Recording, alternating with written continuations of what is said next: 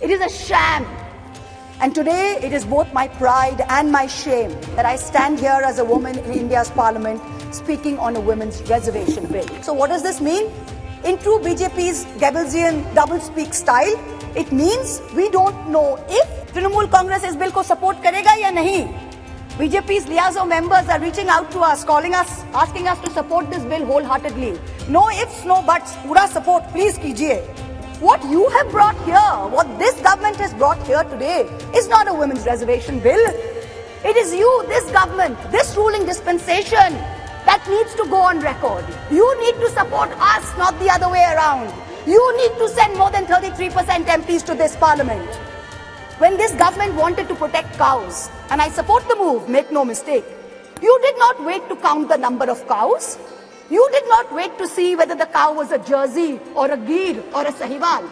You just went and built the cow shelters. Are we women any less that we have to wait while you count numbers and you draw lines? We don't need any more vandans. I rise today on behalf of my party, the All India Trinamool Congress, to speak on the women's reservation, the Nari Vandan Bill.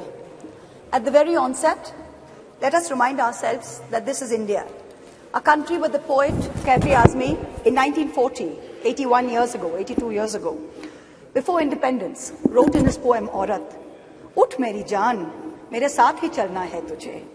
Jannat ek aur hai, jo mard ke pehlu mein nahi, uski आजाद रविश पर भी मचलना है तुझे. बन के तूफान छलकना है, उबरना है तुझे. उठ मेरी जान, मेरे साथ ही चलना है तुझे." This is in India, where Tagore in 1928 wrote in his poem Shobola, "Nari ke apon bhagyo joy koribar, keno nahi dibe odhikar, he bidhata? O Lord, why will you not give women the right to determine their own destiny?" This is in India, where in 1946, when the Constituent Assembly was elected, 15 seats went to women who helped to draft the Constitution. Both the United States and the United Kingdom saw lengthy suffragette movements before women were granted the right to vote. India's founders in 1947, April, agreed to the principle of universal adult suffrage, giving simultaneously the right to vote to women and to men. There was never any question of denying women the right to vote while giving it to men.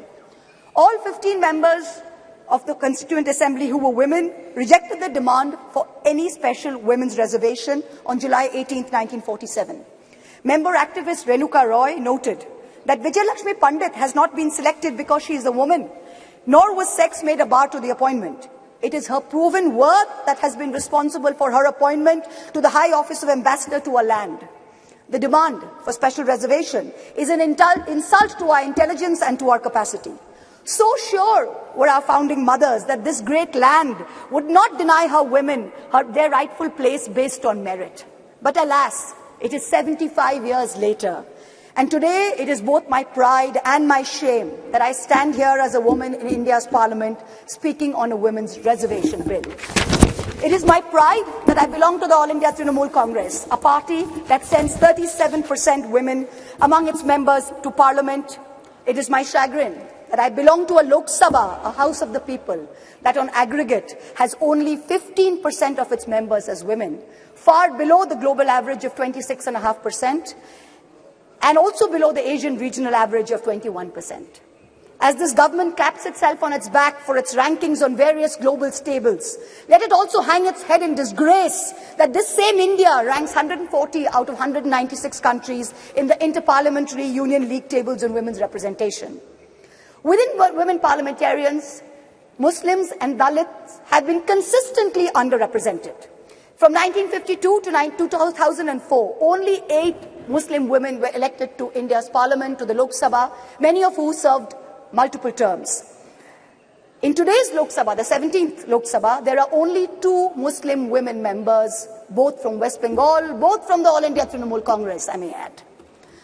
The numbers for male and female turnout in the last general election were nearly the same, 66.7% and 66.8% respectively. But women's candidature, that number of women who are being put up for elections, which is the first step towards getting elected to the Lok Sabha, remained at an abysmal 9%, up from only 7% in 2004. As we started our innings yesterday, our new innings in this newly constructed temple of democracy, our Honourable Prime Minister grandly proclaimed that it seemed he was ordained to perform many important tasks for this country, including this one. And then with much fanfare, this government introduced this bill, claiming credit as usual for a groundbreaking move. But wait, what does this bill really say? Article 334 of the bill says, the reservation shall come into effect only after delimitation has been undertaken. Delimitation will only be undertaken after the relevant figures for the next census have been published. The rotation of seats for women shall take effect after each subsequent exercise of delimitation. So what does this mean? In true BJP's Goebbelsian doublespeak style, it means we don't know if and actually when we will actually have 33% of women sitting in the Lok Sabha. Because number one, the date of the next census is entirely indeterminate. Because of this, number two, the date of the next delimitation exercise is therefore doubly indeterminate. It is also controversial, as my esteemed colleague Kanimoji from the DMK spoke. She said, according to the data, we will have an increase of 0% in the number of seats for Kerala, 26% for Tamil Nadu, but a whopping 79% increase for both Madhya Pradesh and Uttar Pradesh. So women's reservation is dependent on two totally indeterminate dates. Can there be a greater jumla? Forget 2024. This may not even be possible in 2029. We are being asked time and again, do we support the women's reservation bill? Trinamool Congress is bill ko support karega ya nahi? BJP's liaison members are reaching out to us, calling us, asking us to support this bill wholeheartedly. No ifs, no buts, pura support, please kijiye. To them we say very clearly, we not only support a women's reservation bill, but in truth it is Mamatabanerjee, India's only female chief minister today, who is the mother of this bill, who has given birth to the original idea where she has unconditionally sent 37% of women MPs to this parliament on her ticket. What you have brought here, what this government has brought here today is not a women's reservation bill. It is a women's reservation rescheduling bill and should be renamed as such. Its agenda is delay. Its agenda is not reservation. The endless dithering over when there will be the next census, when there will be the next delimitation, will only ensure that the urgent need of reservation for women in elections to the parliament and to state legislatures will be indefinitely delayed yet again. Alas, this is not the historic bill that it is being touted as. It is a sham. And for the women and the men and the girls and the boys who will be the future women and men of India, we had better recognize this because it is staring at us in the face. And I also hope that a sufficient number of amongst us, the current members of parliament, also recognize this bill for what it is, which is a sham. The question of women's reservation requires action, not the placebo of legislatively mandated procrastination. To the government and the ruling party, I say this. Give us this day our equal rights. We hold up half the sky. Give us at least a third of our earth. Mamatabanerjee and the Trinamool Congress have already walked the talk. We don't need to go on record to show this country that we support this bill.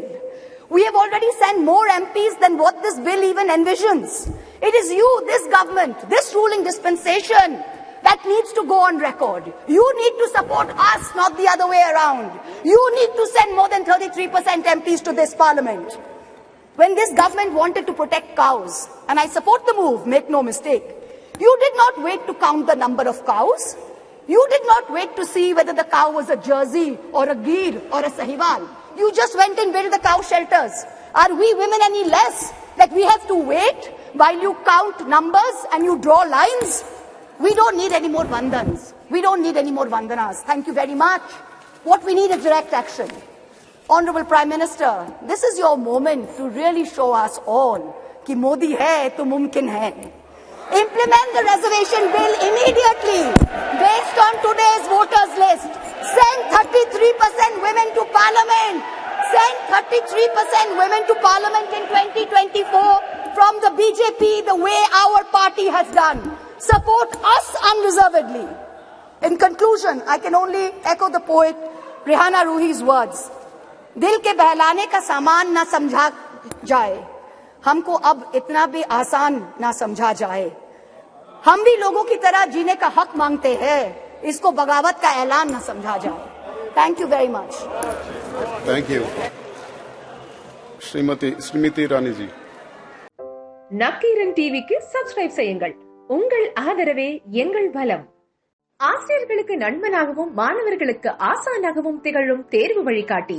ஒவ்வொரு பாடத்திற்கும் அனுபவமிக்க ஆசிரியர்களின் துல்லியமான தெளிவான விடைகள். CNC இருக்கு, தேர்வு பயம் எதற்கு? இது தீரன் பப்ளிஷிங் ஹவுஸ் விற்பனை வெளியீடு.